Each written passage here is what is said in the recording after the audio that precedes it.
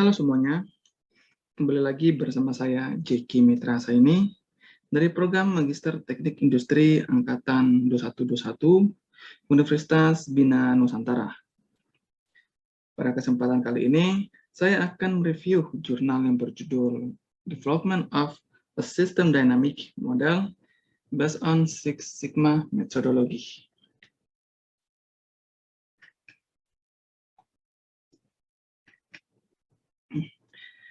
Pada penelitian ini, menggunakan model dinamis untuk menganalisis kompleksitas yang terkait dengan sistem manufaktur dan untuk meningkatkan proses kinerja melalui filosofi Six Sigma. Penelitian ini berfokus pada implementasi sistem dinamik untuk memenuhi setiap metodologi DMAIC. Penelitian ini dilakukan di sebuah perusahaan tekstil di Guanajuato Selatan, negara Meksiko.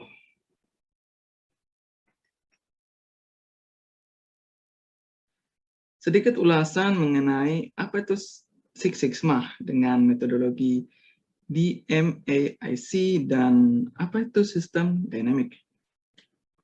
Six Sigma merupakan alat untuk mencapai perbaikan berkelanjutan atau continuous. Pada saat yang sama, Six Sigma adalah metode yang terorganisir dan sistematis untuk peningkatan proses strategis dan pengembangan produk dan layanan baru yang mengandalkan metode statistik dan ilmiah untuk membuat pengurangan dramatis pada tingkat cacat atau pada defect. Jadi, metode pada Six Sigma yaitu DMAIC, yaitu di mana D, define, M, measure, A, analyze, I, improvement, and C, control. Dan untuk sistem dinamik sendiri, sebagai alat fundamental untuk pengambilan keputusan yang diciptakan oleh J. Forrester dan diimplementasikan dalam berbagai disiplin ilmu. Ini adalah metode untuk menganalisis kebijakan dan memecahkan masalah yang kompleks dengan menggunakan metode simulasi komputer.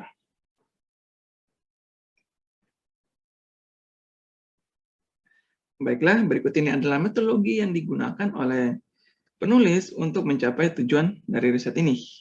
Metodologi yang digunakan ya metodologi dari Six Sigma, yaitu define, measure, analyze, improve, and control. Untuk lebih lengkapnya akan kami bahas. Baiklah, untuk pada fase pertama dalam mendefinisikan masalah, langkah yang perlu dilakukan adalah mengidentifikasi aspek masalah pada proses. Yaitu dengan cara apa? Dengan cara melakukan observasi dan perlu untuk mengontrol tingkat produksi di setiap departemen. Karena tingkat produksi dianggap sebagai karakteristik kualitas.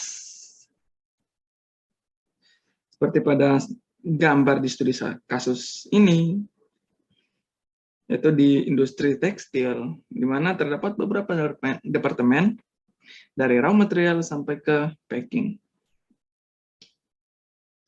Selain itu, menganalisis dan seleksi variabel. Dalam pemilihan variabel, analisis dilakukan dengan mempertimbangkan manajemen, staf operasional, dan pemodelan sistem. Dan ketiga adalah merepresentasikan mental map. Nah, untuk membuat mental map, diperlukan untuk menganalisis situasi saat ini. Bagaimana itu bekerja di perusahaan dan bagaimana pergerakan material melalui proses. Terdapat dua elemen penting yang perlu diamati, yaitu elemen kualitatif dan elemen kuantitatif. Elemen kualitatif yaitu seperti pengalaman, sikap, dan kelelahan operator di diidentifikasi dalam faktor sumber daya manusia. Sedangkan elemen kuantitatif seperti tingkat produksi berdasarkan area, shift, penundaan atau delay, jam kerja, tingkat defect, dan kapasitas juga dipertimbangkan. Dan yang terakhir adalah pengumpulan data dan mode referensi. Mode referensi yang dimaksud di sini adalah sekumpulan grafik dan data deskriptif lainnya yang menunjukkan perkembangan masalah dari waktu ke waktu. Seperti yang ditampilkan pada grafik di sini, merupakan data sejumlah produksi garment selama 21 minggu di tahun 2012.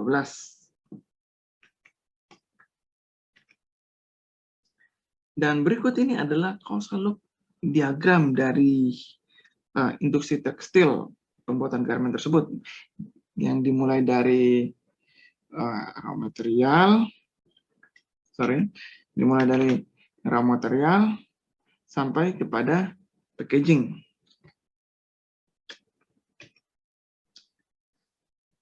Selanjutnya, tujuan umum dari fase kedua ini adalah untuk memahami dan mengukur besarnya masalah dengan metrik untuk melakukan evaluasi yang ditetapkan, dipahami secara lebih rinci, proses dan baseline-nya.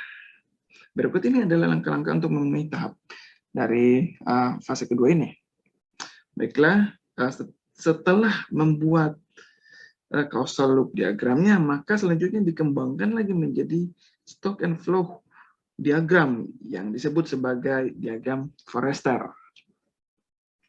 Inilah diagram Forrester-nya atau stock and flow diagram.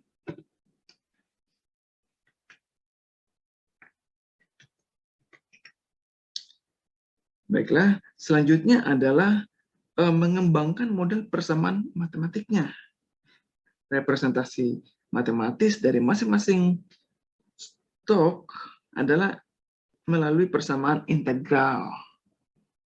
Dalam kasus sistem produksi tekstil, reservoir atau stok adalah 9 area yang terlibat dalam proses. Flow adalah laju produksi setiap reservoir atau stok, dan laju perubahan variabel aliran menentukan ritme dalam akumulasi variabel keadaan. Variabel bantu adalah nilai auxiliary variabel atau variabel bantu adalah nilai konstanta atau fungsi yang telah ditetapkan. Baiklah, setelah mengembangkan model matematisnya, maka selanjutnya adalah melakukan simulasi. Nah, hal ini memungkinkan untuk memfokuskan upaya perbaikan pada fitur-fitur utama yang terutama mempengaruhi proses. Dalam hal ini, variabelnya adalah peningkatan kapasitas pada setiap departemen dalam proses produksi dan diukur melalui metrik Six Sigma. Supervisor mengidentifikasi keadaan akumulasi saat ini dan membandingkannya dengan keadaan produksi yang diinginkan. Jika ada perbedaan, terpaksa menetapkan tindakan korektif, yaitu meningkatkan kapasitas melalui pabrik eksternal. Baiklah, ini adalah hal yang terpenting, di mana metode dan tools Six Sigma digunakan untuk meningkatkan kinerja, yaitu peningkatan biaya, peningkatan pendapatan, kepuasan pelanggan, peningkatan kapasitas, pengurangan kompleksitas, pengurangan waktu siklus, dan minimalisasi cacat serta kesalahan. Dan dengan demikian, Six Sigma ini dievaluasi sebagai variabel output tingkat produksi. Mengingat variabel tersebut merupakan fitur penting dari kualitas proses manufaktur yang bertujuan untuk mengukur kemampuan proses dalam sistem produksi tekstil. Digunakan indikator kapasitas CPI yang ditunjukkan pada persamaan 3. Bisa dilihat pada tabel berikut, semakin besar nilai CPI-nya, maka nilai Six Sigma juga mengalami peningkatan. Dan hal itu merupakan hal yang bagus. Kemudian, metrik Six Sigma digunakan ke dalam setiap departemen. Itu dimasukkan ke dalam diagram Forrester seperti yang ditunjukkan pada gambar berikut. Nah, selanjutnya dilakukan simulasi dengan demikian dapat menilai kemampuan masing-masing departemen. Baiklah, ini merupakan tabel tingkat produksi yang dievaluasi pada setiap departemen. Data ini didapatkan dari industri tekstil yang berada di Guanajuato Selatan, negara Meksiko. Data ini diambil pada periode 12 sampai 24 Agustus 2013. Data yang ditampilkan adalah jumlah rajutan pada setiap masing-masing departemen, di mana K adalah departemen knitting, B adalah blasting, I adalah iron, C adalah canvas, S adalah sewing, F adalah finishing, dan P adalah packaging. Di bagian bawah tabel ini terdapat nilai sigma untuk setiap masing-masing departemen. Secara keseluruhan, proses di pabrik tekstil tersebut memiliki level 1,3 sigma yang menunjukkan bahwa proses memiliki kapasitas yang rendah untuk memenuhi spesifikasi yang rendah dan memerlukan modifikasi untuk mencapai level yang memuaskan. Oleh karena itu, hal ini diperlukan untuk menganalisis sistem melalui simulasi untuk mengidentifikasi masalah yang mempengaruhi kinerja proses. Dengan mensimulasikan model dinamis, perilaku tingkat output setiap departemen dianalisis. Dalam hal departemen knitting, contohnya, spesifikasinya dianggap lebih rendah dari 220 garment dengan standar deviasi 27,2. Bisa dilihat dari grafik ini bahwa jalur satu mewakili tingkat produksi untuk 12 run atau 12 hari. Dan untuk jalur 2, dari sini, mewakili tujuan yang diinginkan. Dan jalur 3 adalah tingkat sigma yang diperoleh setiap run atau setiap hari. Nah, dapat diamati bahwa departemen knitting mencapai tujuan produksi yang diinginkan mulai dari hari pertama dan seperti itu hingga akhir simulasi. Ya. Hal ini diperlukan untuk menetapkan kebijakan operasional yang tepat dan mengurangi variabilitas dalam tingkat produksi.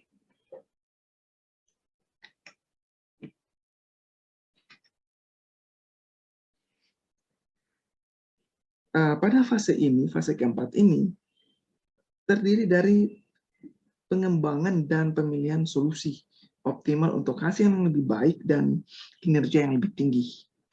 Setelah menganalisis perilaku sistem dan variabel yang memiliki pengaruh terbesar terhadap kinerja, maka dilakukan analisis sensitivitas. Melalui analisis sensitivitas, model dinamis divalidasi dan skenario dibuat untuk mempelajari respon model terhadapnya untuk menentukan strategi perdagangan yang sesuai dengan sistem produksi. Bisa lihat di sini, terdapat 3 skenario. Skenario 1, skenario 2, skenario 3. Terdapat 3 skenario yang dibuat dengan memodifikasi nilai parameter model untuk menganalisis dan memahami perilaku tingkat produksi terhadap perubahan. Bisa didapatkan bahwa analisis sensitivitas memungkinkan manajemen untuk menetapkan skenario mana yang menghasilkan efek yang cukup besar untuk mencapai tujuan produksi yang diinginkan dan tentu saja meningkatkan kinerja proses. Oke, kita perhatikan pada skenario 1 bahwa skenario 1 dianggap sebagai kapasitas saat ini. Dan skenario 2 yaitu adanya penambahan pabrik eksternal. Adanya penambahan pabrik eksternal. Dan untuk skenario ketiga,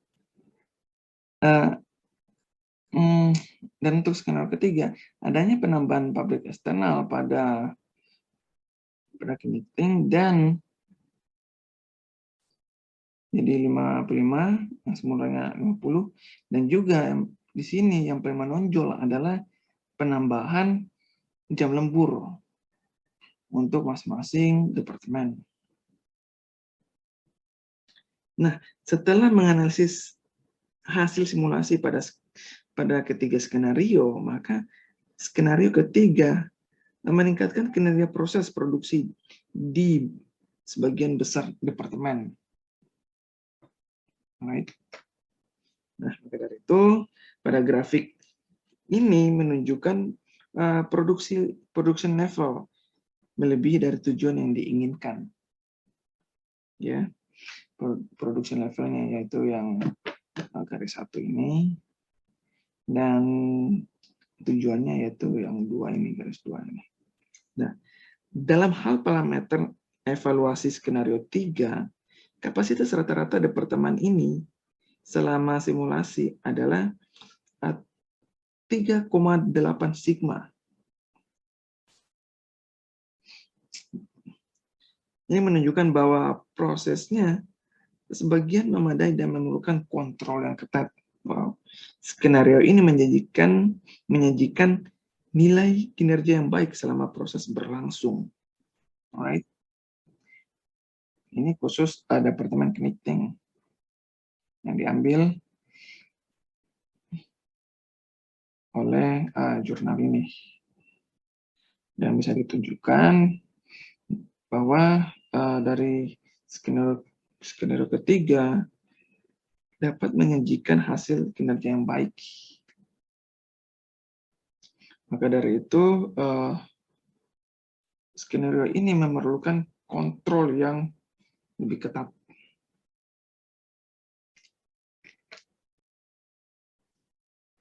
Setelah model yang diusulkan divalidasi dengan mempertimbangkan nilai parameter skenario 3, maka implementasi dilakukan selama periode 2013 sampai 2015 dengan permintaan yang tinggi. Pada gambar berikut menunjukkan pengontrolan operasi selama proses manufaktur.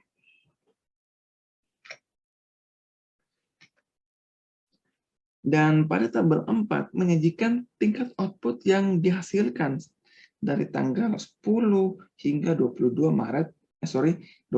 Agustus 2015 beserta evaluasi kemampuan dalam hal indeks sigmanya. Oke. Dan tabel 5 menyajikan perbandingan dalam menilai kemampuan proses tekstil. Departemen yang menunjukkan peningkatan indeks sigma yang signifikan adalah departemen Knighting, departemen iron, dan juga departemen finishing. Secara keseluruhan terjadi peningkatan kapasitas proses dari rata-rata 238 menjadi 317 garmen per hari. Oleh karena itu, peningkatan 1,3 sigma menjadi 1,9 sigma tercapai. Dan hal tersebut menunjukkan bahwa model sebelumnya membantu peningkatan level indeks sigma, dan hal itu bagus. Oke, pada tahap akhir dari metodologi ini, yaitu diperlukan penetapan kebijakan yang ketat untuk memastikan bahwa proses tetap beroperasi secara efisien agar dapat mempertahankan dan meningkatkan tingkat kinerja. Sebagai kesimpulan, yaitu pendekatan yang diusulkan dalam penelitian ini tentang penggunaan sistem dinamik untuk memenuhi fase metodologi DMAIC dari Six Sigma yang dapat meningkatkan kinerja sistem manufaktur dan dengan cara yang sama. Penggunaan model dinamis sebagai alat perencanaan strategis untuk pengambilan keputusan yang baik. Sebagai studi masa depan, perlunya untuk mempertimbangkan pengembangan model sistem dinamik pada supply chain perusahaan yang dianalisis melalui pendekatan metodologi Six Sigma. Oke, dan berikut ini adalah penampakan dari jurnal yang baru saja saya review. Terima kasih.